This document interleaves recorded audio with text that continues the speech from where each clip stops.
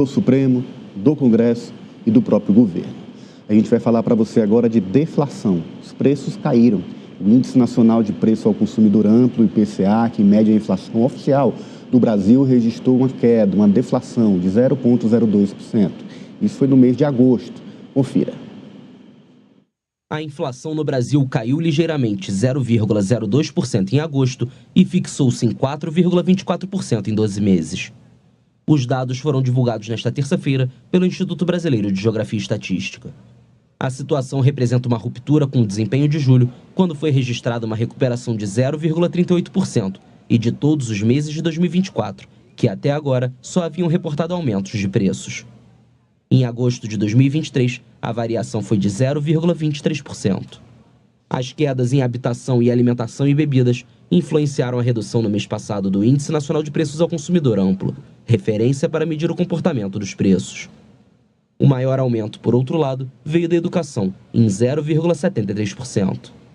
A inflação de agosto contrariou ligeiramente as previsões do mercado, que antecipavam um avanço de 0,01%, média projetada por 41 instituições financeiras e consultorias entrevistadas pelo jornal econômico Valor.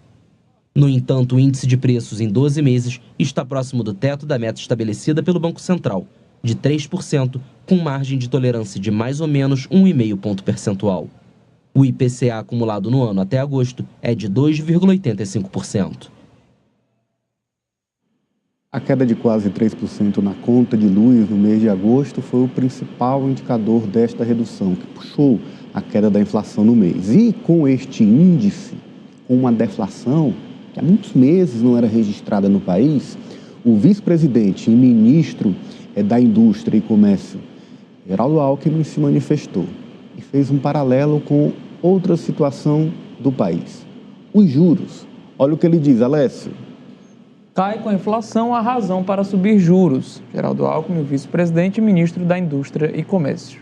Tá aí, Osmando, a conta de Haddad é simples. Com a inflação em queda, com os preços controlados, aquele principal argumento do Copom para manter ou aumentar a taxa de juros, ou seja, o controle da inflação, cai por terra. O que a gente pode esperar dessa reunião a partir desse índice de hoje? Ananias, o vice-presidente Geraldo Alckmin e o ministro Haddad manifestaram hoje e dentro desse clima de desconfiança em relação às posições que o Copom tomará na próxima semana. Porque o único argumento que os analistas do mercado, os especuladores, sobretudo, aqueles rentistas que ganham quando as taxas de juros são sempre mais altas, era de que havia com o consumo aumentando, com a indústria crescendo, com o emprego crescendo, com a renda também se elevando, havia um risco de que houvesse uma volta de aumento da inflação, que é um terror que ninguém quer, nem os rentistas, nem a população, nenhum de nós quer a volta da inflação.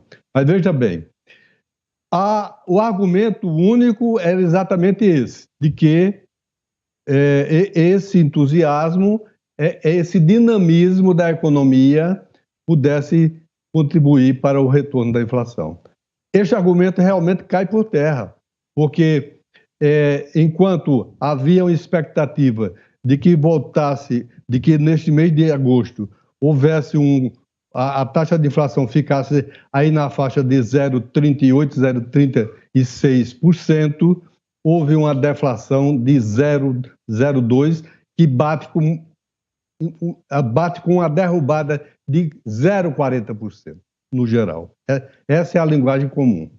Pois bem, qual argumento terá o PROCON na próxima semana, diante disto, para voltar a subir taxa de juros? Mas mesmo assim, mesmo diante disso, eu vi hoje em vários meios de imprensa, em várias opiniões de analistas de mercado, voltando a falar em cenários exteriores, em Estados Unidos, conflitando com a realidade que é nossa, que tem uma inflação absolutamente sob controle e uma inflação em queda, em deflação. Então, realmente não há nenhum argumento, mas você não pode esperar, ninguém pode esperar que o Copom, para sustentar o compromisso do Roberto Campos Neto, que está próximo de terminar o seu mandato, mantenha as taxas como estão, ou ainda o risco de que se aumente em 0,25%, que é essa nova expectativa que o sistema financeiro está fazendo para este momento.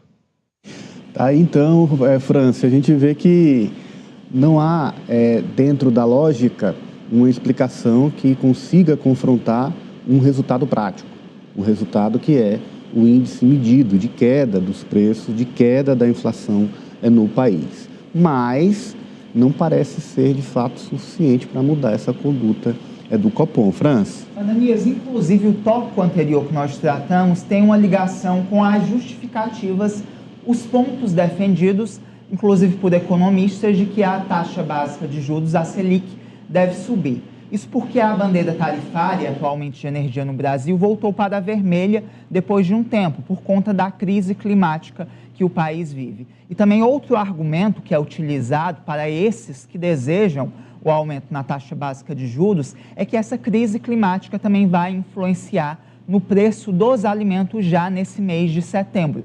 Então, são esses dois os principais pontos que serão levantados na reunião do Copom pelos auxiliares, pelos diretores ligados a Roberto Campos Neto. Claro que aumentou a dúvida em relação a uma alta, porque já há quem defenda que a taxa fique estagnada como está atualmente, em 10,5%. No entanto, não dá para duvidar que haverá essa alta, porque além desses dois pontos que eu citei, as expectativas inflacionárias para o final deste ano continuam expectativas inflacionárias acima da meta definida para o ano, o que também serve de justificativa para que o Copom aumente a taxa básica de juros. O cenário perfeito não vai baixar nunca. Agora é aguardar, então, a reunião do Copom. Olha, eu fico com você, Franci, porque você traz eleição em São Paulo.